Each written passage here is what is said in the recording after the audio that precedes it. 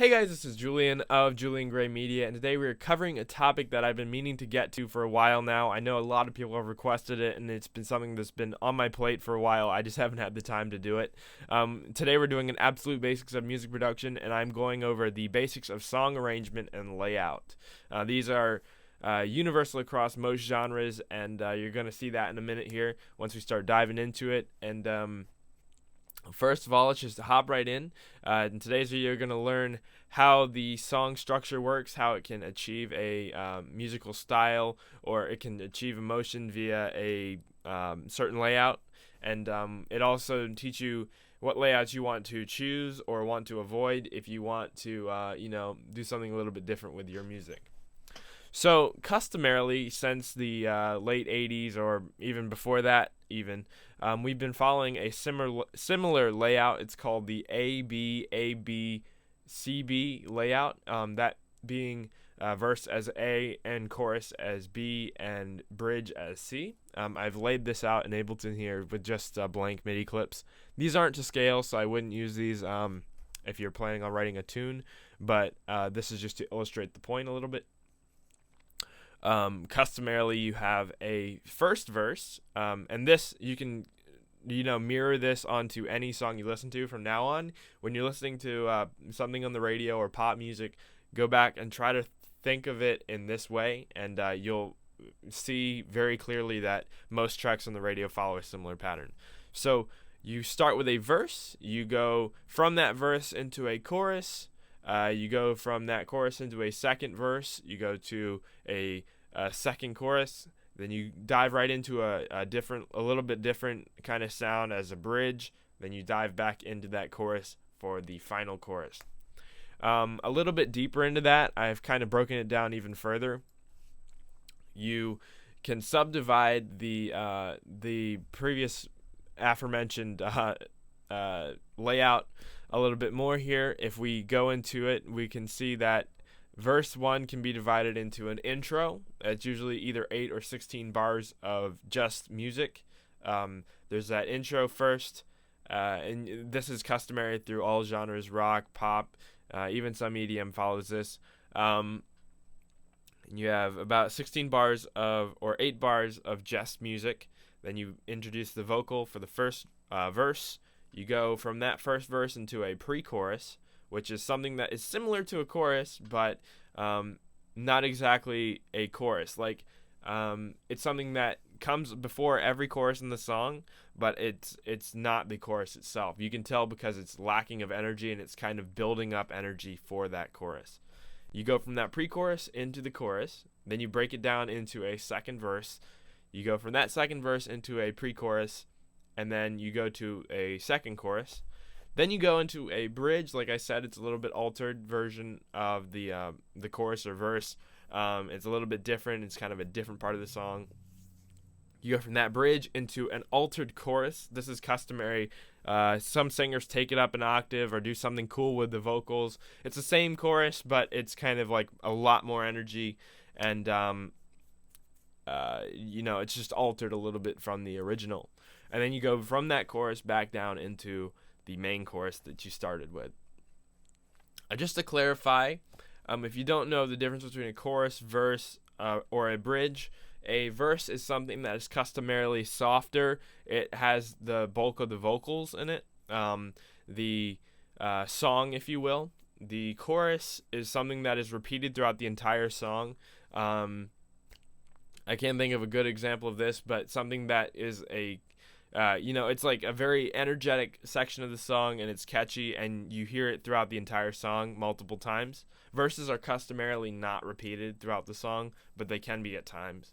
And then the bridge, as I said, is something a little bit different from both the chorus and the verse, musically and lyrically.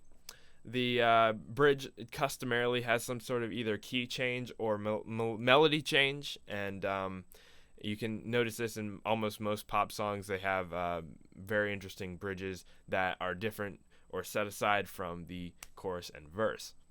So now we've kind of cleared that up a little bit more. I hope that makes a little bit of sense. If not, let me know in the comments below, and I'll try to make it a little bit more sensical in the comments. we're gonna dive into the EDM pop realm.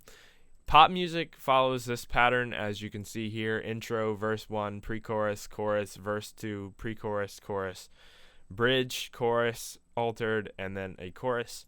EDM is very similar, but we use different terminology for EDM than we do in pop music. For EDM or EDM-oriented pop, like artists like Zedd or Calvin Harris, we follow the same pattern as pop music does. We have usually an intro with either just music or drums. We have the verse. We have something called a build, which, as you can see, is the same color as the pre-chorus. Everything that's the same color corresponds to each other in terms of elements in the track. A build is similar to a pre-chorus, but it is notoriously known as building up to the drop. Use a drop as a chorus per se in EDM, and the build is usually part of the verse in EDM. It's not part of the chorus, or should I say the pre-chorus is not part of the chorus. It is part of the verse in EDM, and we call the pre-chorus a build, and we call the chorus a drop. You go from the drop to the second verse. You go from the second verse to another build, and then to another drop. You go to a breakdown, which is customarily an even softer or completely different melody than the verse. You go from that breakdown into another build, and then you go from that build to the final drop, which tends to be altered a little bit from the first two, or at least follows the theme, but is a little bit different. And then you go back to the first drop, or you use another altered drop in EDM. So those are the basic layouts for EDM and pop music. Almost all genres you can find either fall into one of these two basic categories, or at the very least fall into the A, B, C, B pattern. That's the most notoriously known used song arrangement layout. And writing music in this way can help build your song's energy up. It can help you appeal to a pop audience, and overall just have a good arrangement to your tracks. You can do other things than this arrangement. It can kind of achieve an artistic effect if that's what you're going for. If you want to make something a little bit more artistic or different, you might change this up a little bit. There's a few songs in history that notoriously put the chorus first in the song. It's a very, very weird layout, but it can catch the listener off guard a little bit, and can definitely get you some attention. So keep that in mind when you're writing your songs. Try to keep this A, B, B, C, or CB layout in your head when you're writing from now on, if you're trying to write pop marketable music. If you want to learn how to market your music online, I did a video on that.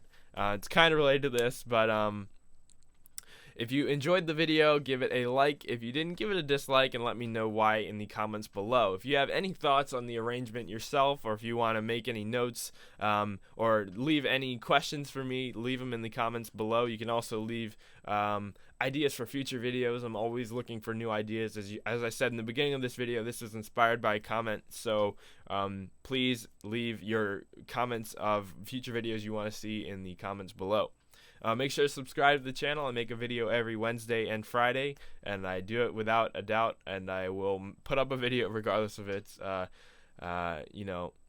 vlog, a tutorial, whatever. I will always have content up every Wednesday and Friday at 1 o'clock. So thank you for watching this video. I am Julian of Julian Gray Media, and I will talk to you guys next time. Bye-bye.